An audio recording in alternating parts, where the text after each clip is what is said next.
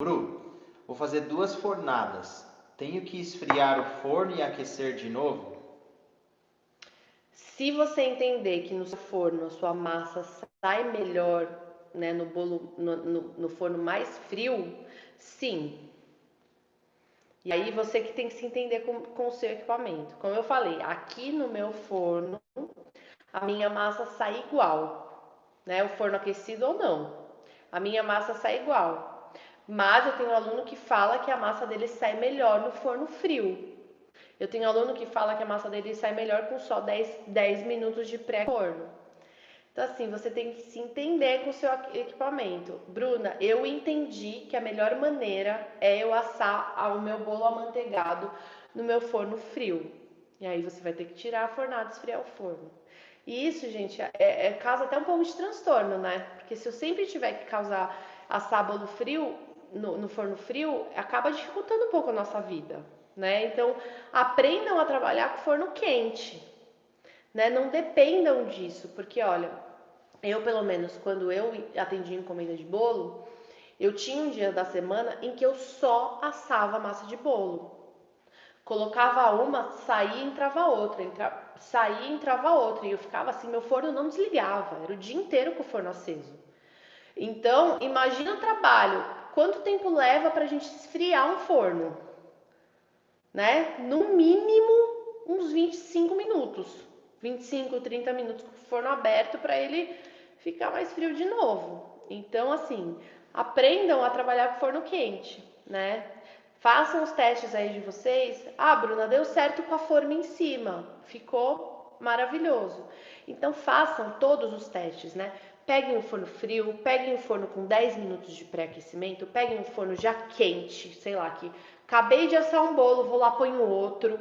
Testa o bolo com a assadeira em cima, sem assadeira, com a água, sem água, e vê o que sai melhor, né? Eu acho que testar é o melhor caminho para vocês, porque a gente não tem o mesmo tipo de equipamento.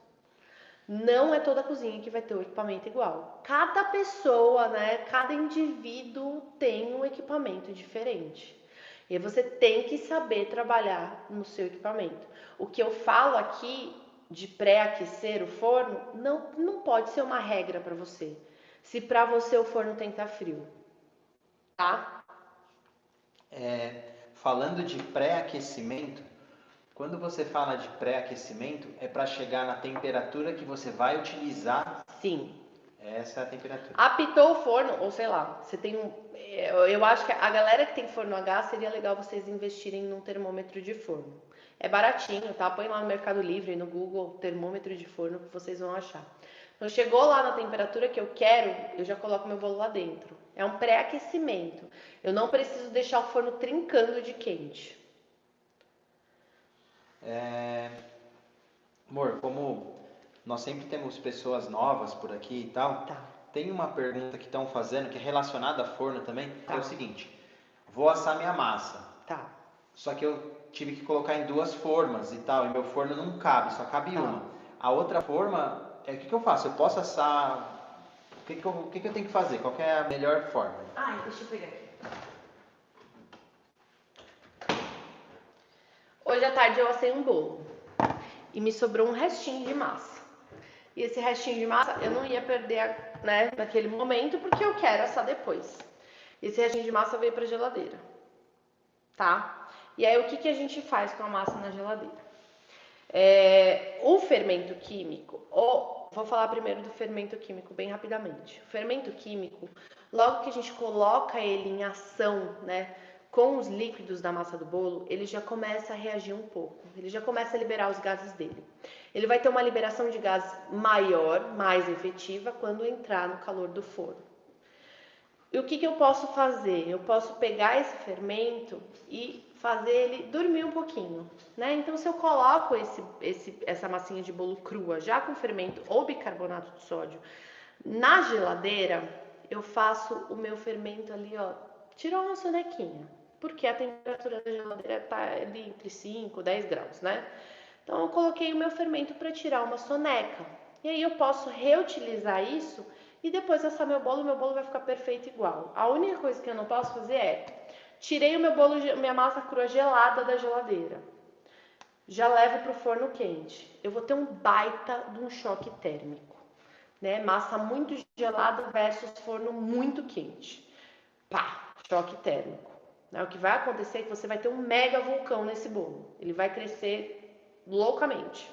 Tá, isso não é legal. Então eu vou deixar aqui, ó, hoje, sei lá, quantos graus tá fazendo, amor? 19 graus. Vou deixar aqui, a hora que ele chegar em temperatura ambiente, o que é temperatura ambiente? 19 a 21 graus. Chegou nessa temperatura ambiente, eu levo pro forno. Aí eu asso. Tá? Eu posso fazer isso, eu posso deixar essa massa na geladeira por até 24 horas. Passei das 24 horas, essa sonequinha já não tá sendo efetiva, tá bom? Porque eu só tá tirando uma soneca, a gente não fez o fermento dormir. A gente não parou completamente a ação dele. Enquanto ele tá aqui no gelado, ele tá bem devagarzinho, mas ele continua liberando um pouquinho, né? Mas bem devagar. Então, se eu passo de 24 horas, eu acabo perdendo essa ação do meu fermento. E aí, se sobrou e eu não quiser na geladeira, deixar na geladeira, eu posso pegar a massa crua e congelar. Aí congelei, o bichinho dormiu, tá?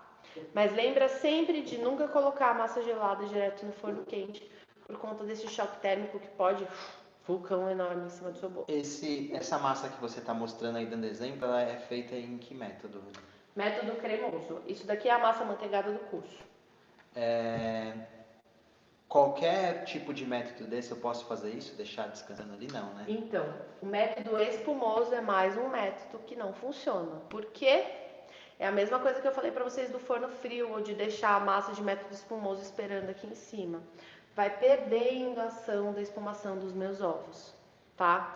Os ovos não aguentam. Pega uma receita de merengue, coloca na geladeira e vai lá ver daqui 2 horas como que vai estar. Não presta. Então, ovo, esse método aqui, método espumoso, a gente não brinca. A gente fez, usou, já era. Não dá nem para deixar esperando na geladeira, tá? Você fala de colocar, depois da metade do tempo de cocção, colocar a forma em cima para poder assar melhor e tal. Aí ficou uma dúvida do seguinte, por que eu já não posso colocar a forma logo que eu ligo o forno? Se você colocar a forma logo que você liga o forno, esse bolo vai demorar para assar e vai ficar bem úmido e bem branco em cima. Tá? Então você precisa primeiro deixar esse bolo agir, esse bolo assar, para depois colocar a forma. Né? Se você fizer esse teste de você pode, mais um teste bacana para vocês fazerem. Põe no começo e depois põe na metade, para vocês verem a diferença que vai dar. Né? Esse bolo não vai assar direito, vai ficar bem branquelinho, vai ficar mais úmido em cima, ele não tem a cocção correta dele. Tô assando o meu bolo normal ali. Tá. Aí de repente eu, sei lá, lembrei que cabe mais uma forma dentro do meu forno. 20 minutos. Não, calma. Chegando na... Desculpa, ficou ansiosa. Eu posso abrir. Beleza, depois de 20 minutos eu posso abrir a porta do meu forno para colocar outra forma. Mas a dúvida que foi a seguinte: eu preciso. É mito ou verdade que eu preciso aumentar a temperatura do meu para se equipararem e tal? Nada a ver. Você só vai ter uma diferença de tempo Entre cada forma, né? Então, a hora que aqueles que entraram primeiro ficarem prontos, você vai tirar eles e vai pegar depois a outra, né? E esperar o tempo da outra forma. Completamente mito, isso não existe. E aí, bom, e resumindo, quando colocou a forma, ele fica até o final do processo dele. Até o processo dele. Por exemplo, o meu bolo demora 50 minutos para assar, né? Com 20 minutos eu coloquei uma massa crua e os outros já estavam lá 20 minutos. Daqui 30 minutos eu tiro todos os outros e espero mais 30 para o outro assar.